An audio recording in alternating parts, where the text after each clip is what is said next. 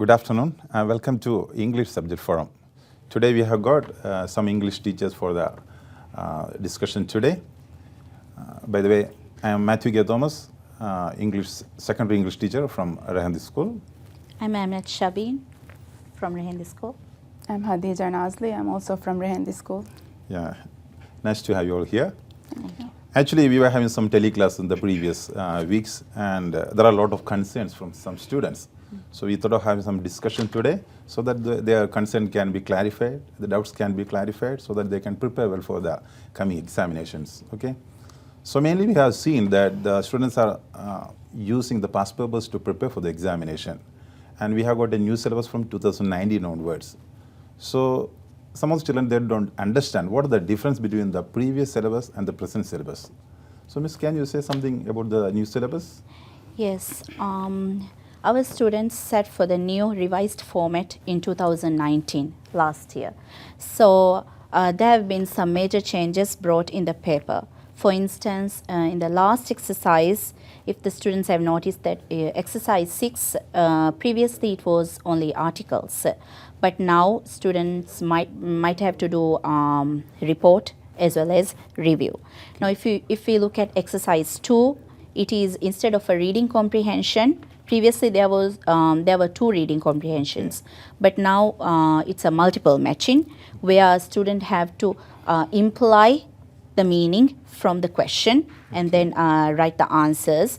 And then previously information transfer, there was a form filling question which has been removed from the test paper, and the summary writing, email writing and article, report or review writing, exercise 4, 5, 6 marks have been allocated equally, that is 16 marks. Okay. But for summary writing, it is 8 marks for the content, 8 marks for the language, which means reading as well as writing will be assessed, Okay. whereas email and exercise 6 both will be assessed on writing objectives. Okay. Hadja, Miss, would you like to add? And also for the reading comprehension, in the previous paper they give a graph for the reading comprehension. There is a question based on graph.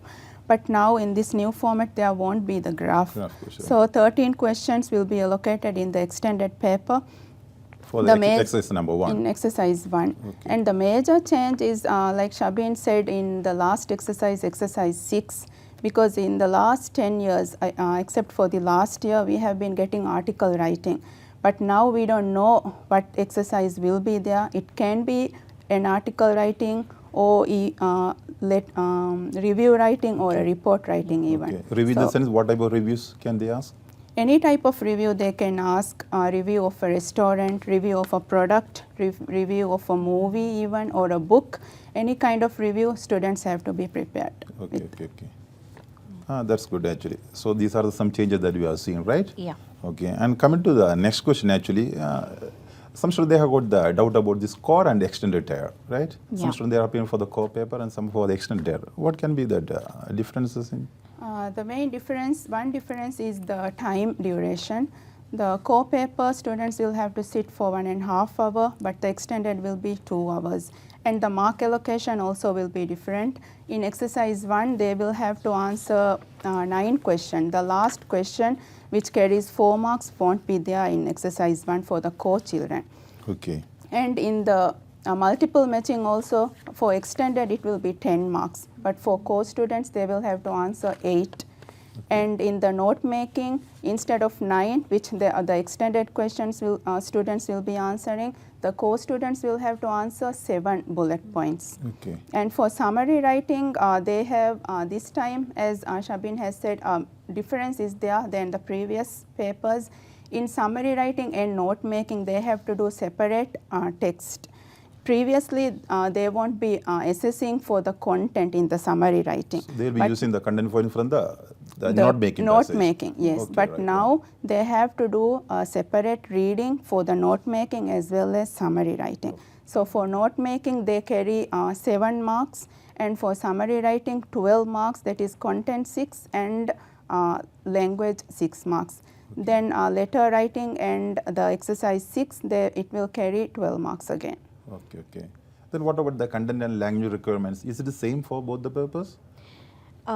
Previously, there is one major difference that have been revised in the new format. Previously, in the summary writing, both note making and summary, they will be doing based on the same text or same article. Okay. So first they will be doing note making and then followed by summary writing. Yeah. In that paper, the focus was mostly on the grammar and sentence structure. Yeah. But in the revised paper, the new version, which student will be sitting for, they will be having separate note making as well as summary also. They will be having a separate text. And here the focus is not only on the language, but focus is as well on the content as well. That means 6 marks is allocated for content and 6 marks is allocated for Yeah. language because it is in core paper. Okay. But in extended, the difference is that there will be 8. That Okay. means 8 marks for content, 8 Okay. marks for language. Okay, okay. Another concern from some of the students, actually we have got the 3 modules. We are assessing 3 modules like reading, writing and listening, right? Yeah. Not speaking. So in these 3, some students are not good at the writing skills actually. They don't have good language and so on. So is it possible such student to get a good mark in the IGC examination just by concentrating the reading part and the listening? Yeah, it is possible to score good marks even if the student is not that competent in writing. Now, language is composed of several skills: reading, writing, listening and speaking. Okay. Not all students are equally capable of achieving or performing well in all the skills equally. Okay. So, what we will advise to those students is that they can improve their reading skills and they can improve their listening skills as well so that they can perform better on the paper. Now, when you look at the weightage of the paper, the reading writing paper that which student will be doing is out of 80 marks extended paper. So that means 40 marks for reading and 40 marks for writing. Okay, okay. So even if students are not that confident or not that competent in the writing component, they still have a fair chance of scoring good marks in their language if they focus strongly on their listening and reading component. Yeah. That being said, students should have a good grasp of grammar, Okay. meaning the structure, Okay, sentence structure should be good and their basic grammar should be good. They should always practice the grammatical skills so that even though it is not the very best, still they Yeah. can score good marks even in the writing component. Okay, okay. And because language is a skill, students always can practice and develop their competence and Okay. performance. Yeah. Artemis, would you like to add? So it's very important for students to practice all these 3 types of papers. Okay. For example, students who are very good in reading and writing, they are being careless and not practicing listening papers. Yeah. So mainly the problem, what happens is students who are very good in reading, writing paper, they score less mark in the exam because they haven't got a good grade in listening paper. Yeah. So it's very important for them to practice listening papers as well. Yeah, the listening paper itself is out of 40, right? Yes, it's out Yeah. of 40, so 30% will be carried Oh, okay. from listening paper. Yeah. So 40 marks they get from the listening and 40 from reading. So it makes 80. Yes. That means just 40 marks they are getting from the creative writing part, right? Yeah. So even if they are not good at even the creative writing also, still they have the chance of getting good marks. Oh, that's good actually. And actually the questions are not asked in a correct order, it's in a random way. There are some questions related to the listening questions. How can a student score good marks in listening task? That's a question from some of the students. Listening, there are some tricks that you can use when you are doing listening paper. Okay. The most important aspect of doing a listening paper is that students need to be prepared beforehand. For example, if there are students with hearing impairment, students should make sure that access arrangement has been made and that they are prepared with all the equipments needed. And then students should make it a habit to go to the exam on time and with a little bit of time to spare, because if you rush to the exam, we are focusing on a skill, specifically listening skill. So it will be easy to concentrate on the track if you are very focused. So students should be very focused, and when they are given the paper, they should read the context, read the questions, instruction as well as the context. And it's very easy to sometimes guess the answer from the question. For example, from question 1 to 4, one question I can take like, for example, it says, where did Ahmad go? So, where did Ahmad go? The key part is where. That means we are looking for a location, where he went. So, the student have to focus on the track and listen to that particular location.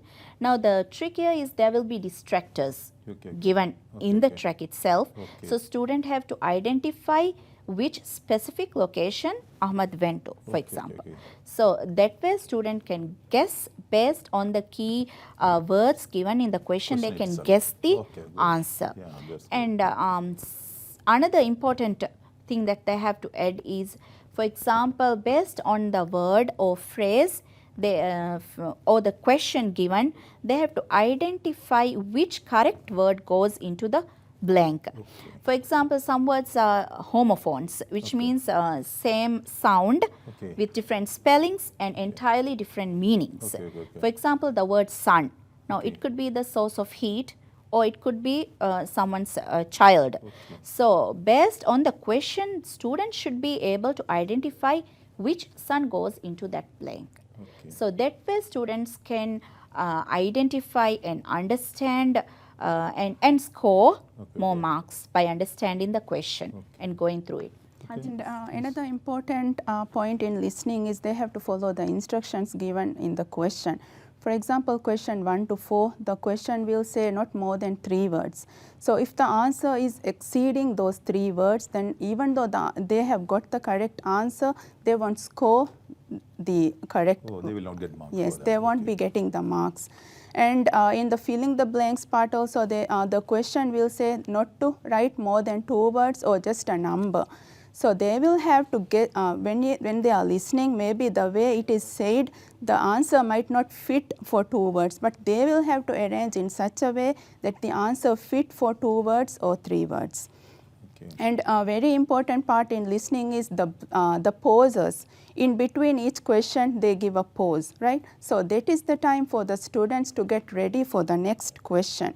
If they don't read the question properly, they won't know to what they have to focus on when they are listening. So, you mean they have to read the question in advance? They have to read the question in advance, and also after each recording or the first question being told,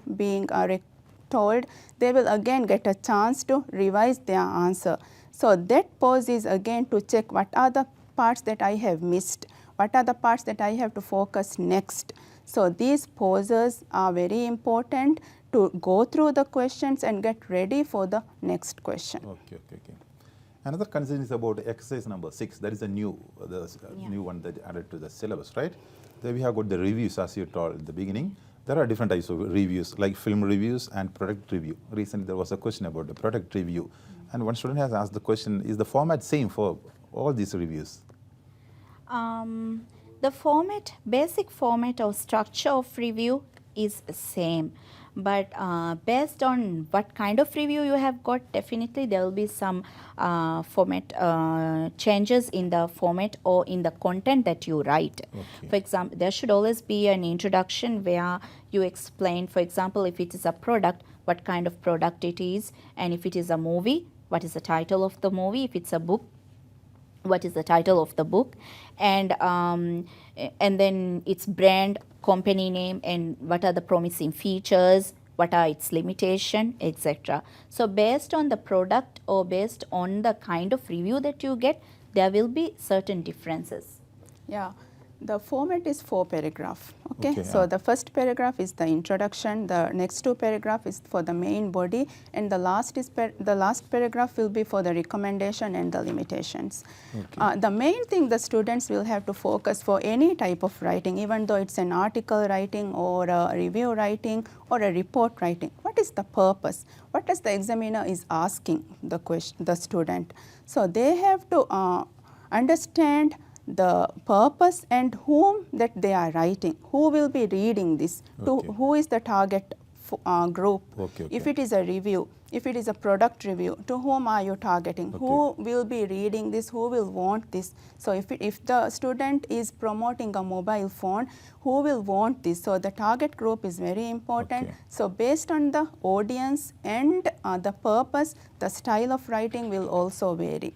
So Okay, any okay. type of writing, that is the main thing that the students will have to keep in mind, the target, audience and the purpose. So if these two are fulfilled, they will get content point marks. Okay. Anyway, related to these two creative writing, like email writing or the Yeah. last one, is there necessary for the students to do a mind mapping before they write the answer, before they attempt the answer? Mind mapping will actually help students to organize their writing, and if they have time, it is good really to arrange or organize their thoughts based on the topic that have been given. They can so plan that the they paragraphs can too, plan, right? and they can use extra space on the question paper itself to write down and note down, make that mind map and Okay. follow that. It will be easy for them to go back and refer and to check if they are on track or if they are on the given topic or not. Okay, okay. Yeah.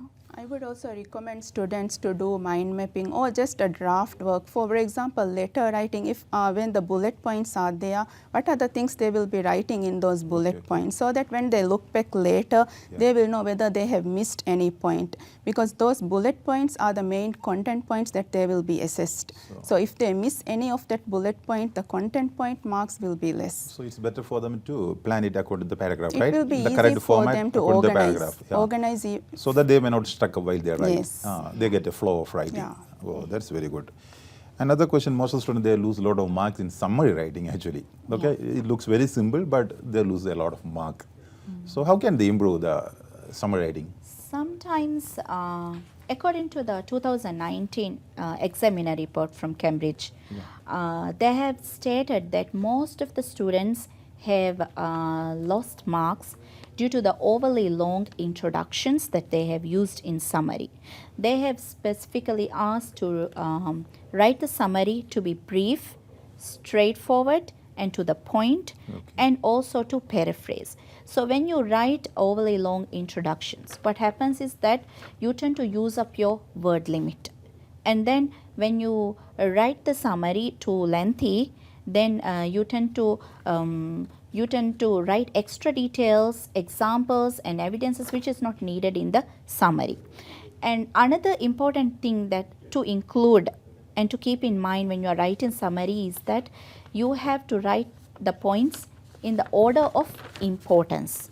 For example, the most important point might not necessarily be the first point in the text or article, Yeah. but it's important to organize the key points in the summary in order of the importance based on the summary That question. means it should be coherent, right? It should be coherent. So when we organize them in the order of importance, the most important point from the most important point to the least important point. Okay. Or the advantages also, when we are arranging the advantage, the biggest advantage according to its importance, when we arrange them in the given correct order, Yeah. then the summary will look more coherent. Okay. And you have to paraphrase. It is very important that students need to paraphrase. To Okay. paraphrase, they should use the correct and relevant synonyms which is applicable to that particular context. Okay. Now, just for the sake of paraphrasing, if they use a word which is a synonym of that particular word, but if it's not applicable to that particular context, Okay. then marks will not be Awarded, right? Yeah. awarded. Okay. Yeah. So it's important that you paraphrase with the correct and relevant synonyms which does not alter the actual meaning of the point. Okay. And then also arranging them in the correct order and giving and using linking words Okay. to grammatically connect those points Okay. using linking words. And when we are using linking words, it's very important to highlight that you should not use linking words in each and every point. Okay. There should be a smooth flow, and then the linking words, if we are using firstly, secondly, thirdly, the flow is not so nice, and okay, it's too much Looks very use of awkward, right? linking Yeah. words is also not Yes, good. yes, correct. So there should be a limit to the use of linking words, but there should be a smooth flow. We can use alternative ways of connecting the sentences. Okay. Yeah. And what about the word limit, Miss? Can you say something? The word limit for extended paper is 100 to 120 words, right? Okay. Now, the main purpose of summary writing is the examiner is actually checking whether the students know to pick the most important points in within a given word limit. Okay. So, if it goes beyond the word limit, if it goes beyond 120 words, those words or those points that goes beyond that word limit will not be counted as points. Okay. Even though those that paragraph or Yeah. those sentences have the correct content point, those content points won't be considered as part of that summary. So, it will be just cut from the summary. After 120 words and when the sentence is finished, all the other points will be cut. So, that won't be considered as the correct content points. Okay. And one more thing in summary writing is in the question, after they write the question, they will be underlined the keywords, right? So, they have to check how many dimensions are there in the Yeah. question, whether there are 2 dimension or 1 dimension. Okay. If it is a 2 dimension question, then the students will have to have a balance of content points. So, that means 4 they can have, Yeah. or 6 2 also they can have, depending on the number of points in the text. For example, the question is asking about advantages of using Facebook. So, if they write advantages and disadvantages of using Facebook. So, if they write only advantages, 8 advantages, then they won't get those 8 marks for content because they have neglected the second dimension. The disadvantages they haven't included. And a very important point is not to include any point which is not in the text. They shouldn't go beyond the text. Okay. Maybe they know a lot about Facebook, they know what are the advantages and Yeah. disadvantages, but if it is not included in the text, they can't write it in So the they should summary. stick to the points from the reading comprehension, I mean Yes. from the passage, right? So, they have to be very precise Okay. when they are writing the summary. And about the marking, when we do marking for the, I mean, summary writing, for content we give 8 marks. Does it mean that they have to use only 8 points? No, to be on the safe side, it's better and preferable to include 9 points if students can include 9 or Okay, 10 okay. points. Uh-huh. But then again, they have to be cautious with the word limit as well, because Okay. if they exceed the word limit, then those points which are at the beginning, if Yeah. there's an irrelevant point at the top, then chances are you might lose marks. So Okay. it's good to include more than 8 points, but with word limits in mind. Okay. Okay, another question related with the article writing actually. Okay, some student has asked this question: which way is better while we write an opinion, an article, whether to go one-sided or both sides? Yeah. In article writing, actually, check the question. Okay, for Okay. example, what does the question say? Give your views. If they are asking give your views only, that means they have to focus mainly on one side. Okay. Okay. But views and arguments, that means they have to write for both sides. But it is even though they write for one side, that means one side means they have to be on one side. Their opinion will be on one side. But they can use the other idea also, so that the examiner knows that the student has a wide knowledge about that topic. That is a very important thing for the examiner to know that this student has a vast knowledge on this topic. That she or she also knows that there is another side, not only one side. But if even though the other side is broad, that person should come back again to his view and persuade that person that this is the correct view, even though the other side is there. Okay. Shabin, do you want to add? Yeah. Now that whether it is argumentative or opinion, Yeah. the main point here that students need to understand is that they should be able to express their point of view. Okay. And to express their point of view, it's very important that they know the concept of topic sentence and supporting sentence. Okay. As long as they express those two main ideas, whether it is for and against, advantages or disadvantages, their main idea, it should be supported with evidence and examples, which should be combined in using linking words combined, and there should be a smooth flow to it. So argumentative or opinion, as long as they're able to express their point of view, they will be able to score good marks.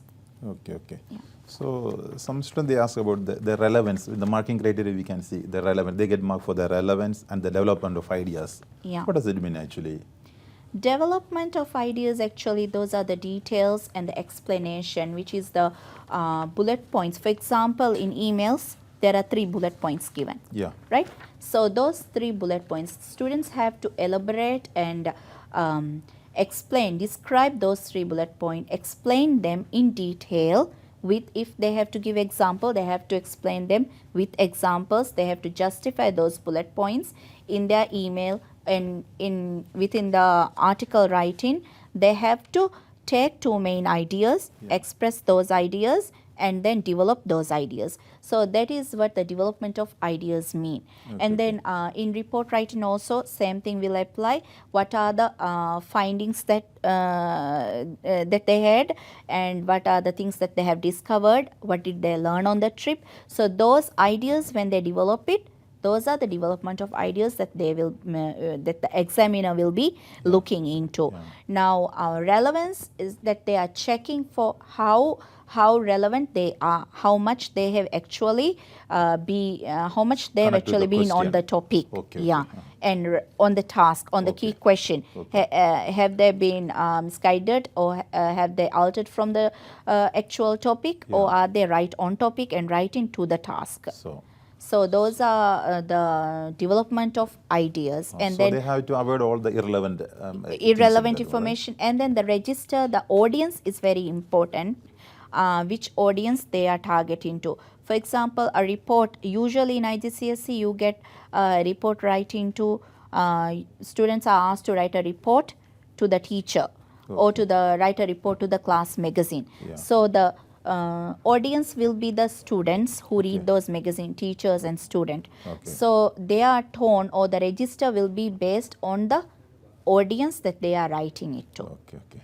Hajamis, would you like to So add? in the marking rubric, for the content, students are getting for relevance and development of ideas, right? Okay. If the email or the article or the report is totally irrelevant, the students will get 0 out of 16. Okay, okay. Because for language also, they won't get any mark if the whole thing is totally irrelevant. For example, students are asked to write an email to a trip that they have recently went with their family. Okay, but the student got only the trip part understood and didn't focus very much on the family, with the family. So she wrote something or a trip that she went with their classmates. So it is totally irrelevant to the question, right?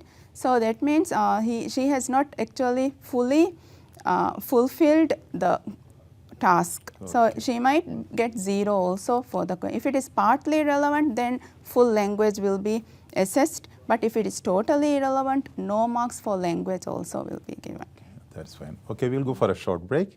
We'll be a short break and we'll be back soon.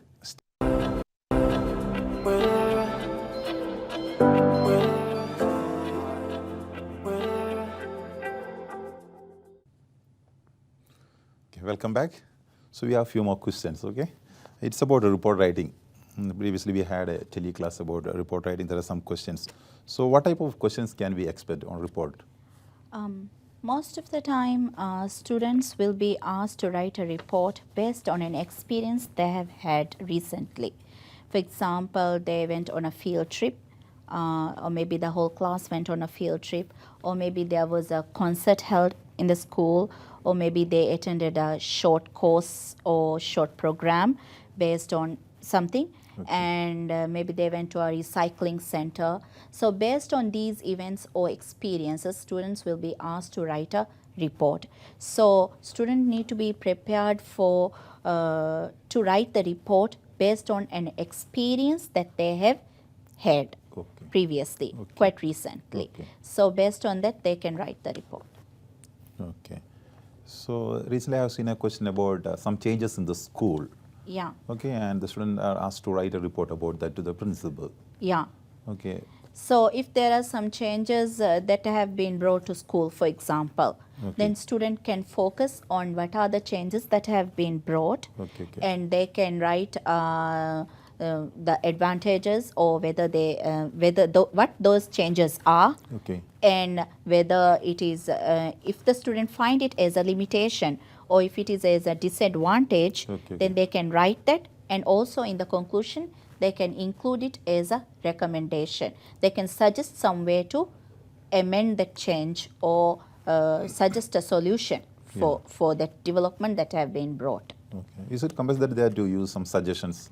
It is very important that, because this is a report is about a recent trip or about an activity or an event. Students are writing this to suggest recommendation for future such trips or future activities. So it is important that student include recommendations or suggestions in the conclusion. When they wrap up the report, it's important that they include those recommendations in the conclusion. And it's also important that in the main body that they include those limitations. So that they could suggest recommendations for those limitations. Yeah, it will be connected, right? Yeah. I think when we are talking about report writing, we have to talk about the register and the language also, That right? is very important. Formal language that they are being tested, right, in report writing. And also in report writing, students are asked to write about something which has happened already, right? So they have to write in past tense that this has already happened. They have gone to this place and they have experienced this. So what are their experiences? Based on the experience, they are giving their recommendation. Yeah, right? and I would like to add something more to it. When they are writing the examiner report from the Cambridge and the learner guides, they advise the students not to write each and every detail of what happened, rather than what they have discovered, what they have learned, their findings. And these things should be written in a factual manner. What they have observed, and opinions specifically need to be factual and objective. And when we are writing report writing, it should be in reported speech, as Hajamis has highlighted, because they have had this experience. It has to be in reported speech, and mostly in past tense, or with the use of passive form and use of noun phrases to make it more formal. Because the audience could be teachers or parents, or it is somebody, it is of a formal manner. The audience is an examiner, a teacher, or principal. Then that means your tone and register should also be very formal. So you should avoid contractions, you should avoid informal or casual writing. Miss, I have a question about the word limit for this, both the writings. I mean, last two writings, the informal and formal writing, no? It's 120 to 200. It's 150 to 200 words in all the writings. If they exceed that, like a student, if they write to like 220. If it is they actually in these writings they don't actually check the word limit as they check in the summary writing. Just to the point, they don't check.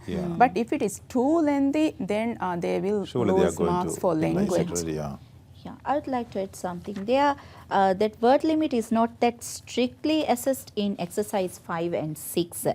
But if it exceeds too much, what happens is that students tend to write irrelevant component. Therefore, for the development of ideas as well as language, that accuracy component marks is reduced for the accuracy component.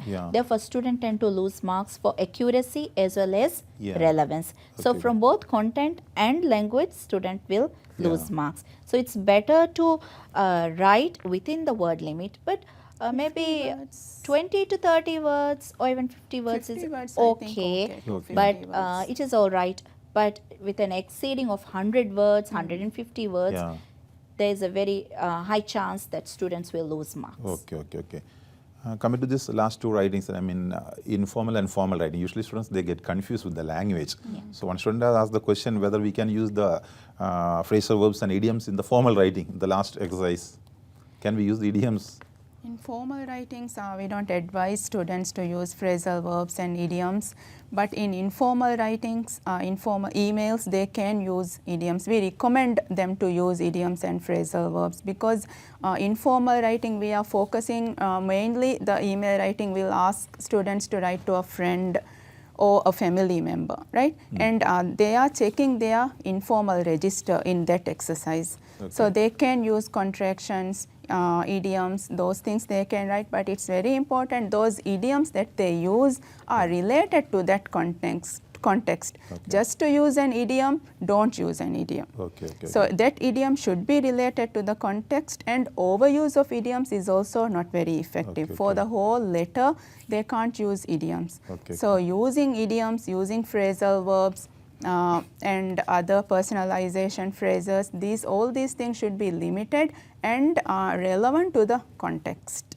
But in formal writings, we don't advise students to use these types of writings, Okay. especially and also in informal writing also, even though it is informal, we don't encourage students, it is not good to use text language, right? Like you, this you. Okay. And what else do we use for spelling also? Sometimes we misspell the Yeah, word okay, because okay. it is like text language, okay, right? ah. It is not recommended even though it is informal writing because this is an academic writing. Okay, We okay. are testing their academic skills, Okay, academic writing skills. So they won't score marks in language even though if it is an informal writing, those type of words will not be effective for their writings. Okay, okay. And over the years, when we mark the students' papers, Yeah. we have noticed that students use, as Hajami says, highlighted, that the so-called Viber language, Yeah. which we use. We shorten the letter U, Yeah. Y-O-U, as Okay. just by using the letter U. The texting language, And then, no? yeah, the texting language or the shortened versions, Yeah. and use of abbreviations, Okay, and to say the word be right back instead of that BRB. Okay. These kind of abbreviations cannot be at all used in the formal component. Okay. But some of the abbreviations which is known or recognized worldwide, some of the abbreviations we can say it is safe to use in your emails, but we cannot use slang or vulgar language or those languages or to write the word for. Yeah. Instead of 4, we are writing the numerical 4 Okay. to shorten it. Yeah. So these kind of words or these kind of mistakes, they are not acceptable, or better to avoid those kind of writings Okay. if you want to score good marks. Okay. And coming to the email writing, anyway, connected with these writings, no? What about this bullet point? Should we explain this all the bullet point in separate paragraphs? It is preferable to use separate paragraph for each bullet point so that the student will also know that she has organized that email, that she has used all the content points correctly. And the bullet points are, some bullet point might not have that much detail, that cannot be written that much in detail. So those bullet points can be combined, but if they can, it's better to use separate paragraph for these 3 bullet points, right? Yeah. Okay. And there are some concern from some students whether we can use some words from other languages like hola, those type of expressions. Is it advisable to use? I think to be on the safe side, it is better to stick to English language, Yeah. because after all this is a language exam and we are assessing the students' competence in using English language. Okay, So okay. it is, to be on the safe side, it is better to use English language Yeah. and use English expressions and English phrasal verbs Okay, okay. in your email writing. Yeah. And definitely we have to avoid those things in the formal writing. Okay. So usually we tell students to follow 5 paragraph format for email writing, right? Yeah. Like an introductory paragraph and 2 main, the content points, then the concluding lines, right? Yeah. So how can we balance the word limit in that? So we know that students have been given a certain word limit, right? Yeah. That is 150 to 200 for extended paper and 100 100 to 150 in core paper. Yeah. So student, what they need to understand is that they need to keep most number of words allocated to address the bullet points. Okay. So if they could write around 40 words, within 40 words, if they could Yeah. express the introduction comment Yeah. by greeting and then using the transition sentence to go into the main body, that would be fine. And Yeah. in the introduction, they can, after the greeting, they can say why they are writing the letter in an informal way, that you know what happened, do you know that something has happened just now or recently, and then they can start with the main paragraphs. Okay, Yeah. So that it main focus is for the bullet points in email writing. Okay, So okay. they have to very much focus on detailing these bullet points within the word limit. Okay, okay. Relate to report writing once again. Some students, they have the question about giving titling. I mean the headings and subheadings. Subheadings. Is it advisable to use the headings?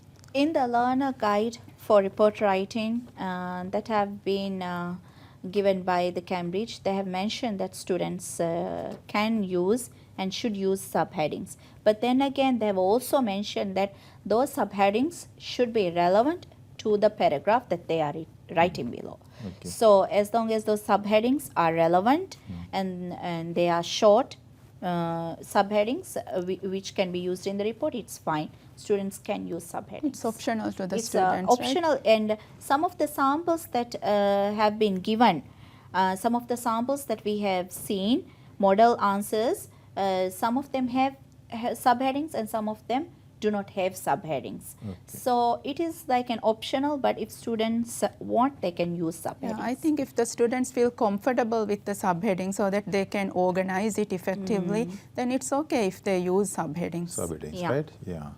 And coming to the vocabulary part, actually, that comes under the language section now. Should they use good words in their writings? Yeah, students need to practice the use of good vocabulary within their report writing, because exercise 6 is more formal and they will be assessed on the use of good vocabulary. Yeah. So they can use different vocab good words. But when they are using these words, it's important for the student to know the meaning of those words, and they have to be confident that the use of that word is correct in that particular context. Just for the sake of using a sophisticated or complex word, we should not use that particular word in our report writing and end up losing marks or altering the meaning or the Okay. intended meaning. So students should be very cautious about using the words, They right? should be cautious if they know more complex words, Yeah. and if they are confident and comfortable with using it, they can definitely Use use it. it. But they have to make sure that it is relevant to the question right? asked. Yeah. Actually, so in the marking rubric, the higher band is for those students, students who use good vocabulary, Yeah. good sentence structure. But as Shabin has said, for those students who are confident with those words, who know that they are using this correctly, Yeah. then they should use those words. Otherwise, okay. they should use things that they know, the vocabulary that they are familiar with. Okay, okay. And they can also practice using new Yeah. vocabularies, but just learning these words won't be enough. They Enough. have to Yeah. practice. Use it in You- sentences, yes. right? In a correct Right, way. right. Use these new words that they learn in their writing, so that Okay. they will have a practice of Okay. the Good. usage. Another language element comes in email writing is personalizations. Yeah. What does it mean actually? Personalization phrase is something that I really emphasize my students on doing when they are writing the email. That is that connection with the reader. Audience. Yeah. The connection with the audience or the reader, the person whom you are writing the letter to, meaning that you should have this connection. You both should have a shared knowledge about something. For example, about a neighbor that you used to live with both of you, or about a childhood memory, or something that you both know about. So using those kind of things, that the writer can connect with the reader to mention about the important points that they are going to talk about. For example, if an accident occurred and the writer is very scared of driving. Okay. So when the writer writes, the student can write, as you know, I am very scared of writing, as you know. You know that how much of a, for example, a scaredy cat I am when it comes to driving. So there should be a connection with the reader when you are writing the email, when you are addressing the issue, or when you are addressing that topic or bullet point. Okay, So that is called personalization phrase, and it's important to use that connection, otherwise the email will look like a recount. Or it's just you are narrating an incident Yeah, yeah. like a story. Okay, So okay. when you do this connection with the reader, what happens is that it looks like that this is very realistic. Okay, So okay. this is a real email. So something that we share from the past, shared knowledge is written here. So there is a smooth flow to the email, and that it sounds more authentic when okay. you personalize it. Okay, so it's personalization makes this more informal. more the writing. more informal Okay. as well as more realistic, and doesn't look like a story as well. Okay. So the Any other elements that they narration, can use? Actually, in exercise 5 and 6, the examiner is checking the style of writing as Yeah, well, right? What, exactly. what style that student is using in this context. So if the student is asked to write an email to a close friend, then like the way you talk to that friend, so the examiner will want to know how much you have understood that part even in that question, close friend. So how close you are from the way that you have written the letter, the examiner will know that, okay, this student has understood this key part as well from the question. Okay, So okay. the style of writing is that depending on that, the style of writing will vary. So Shabin has said some we find in the mark when we are marking even that some students write it as a recount, that this first I woke up, then I went this. No, it is not the way that you talk to a person, you tell how something has happened. Okay. So that is why the style of writing, the connection with the audience is important. Okay. Another thing related with the examination, actually, I have come across a lot of papers where students are not able to complete the task, actually, complete paper, actually. We have got the 6 exercises. Some students, they are able to finish only 5. Still, one more question is left out, right? So how can we give them Manage a time, the time time. management, actually? For extended paper, students are getting 2 hours for the paper, right? So it's very important to manage their time and complete all the tasks, because there won't be any option in the paper. They have to complete all the 6 exercises. Yeah. So for exercise 1, we normally tell the students to time their work, so that when they go for the exam also, they can do like that, so that they will have some time to reflect back or to check their paper. Yeah. So exercise 1, they can spend around 10 to 12 minutes. For Okay. exercise 2 also 10 to 12 minutes. Exercise 1, 2, 3, for these 3 each exercise they can spend 10 to 12 minutes. Okay, okay. So summary writing will be a bit longer Length, because they yeah. have to read, It's a find writing, the yeah. points. So 15 minutes will So, be okay. okay. Exercise 5 and 6, they can spend 20 minutes. So altogether around 90 minutes they will have to spend to do that paper. Okay. And then they have to leave at least 10 minutes, spare 10 minutes to go through the paper, because in the writing they tend to make a lot of careless spelling mistakes Okay, and okay. vocabularies also. So if they go through at least once, they go through the email that they have written and the report or the article that they have written, they will find some of the mistakes that they have made, and it will give them some time to correct their mistakes. Okay, okay. To say that, actually, it's 2-hour paper for extended students, right? Yeah. So if they are able to complete till summer writing with the 1 hour, it Yeah. will be easy for them to complete other 2 writings with the 20 or 25 minutes. 25 minutes. Again, they get 10 minutes extra to go back, right? Yeah. So they should plan it well Yeah, before that they... is why when they are practicing in school or at home also, they can time each exercise. Okay, okay. So if they time it, I think they will be getting the hang of it Okay, even. okay. They have to practice a lot, right?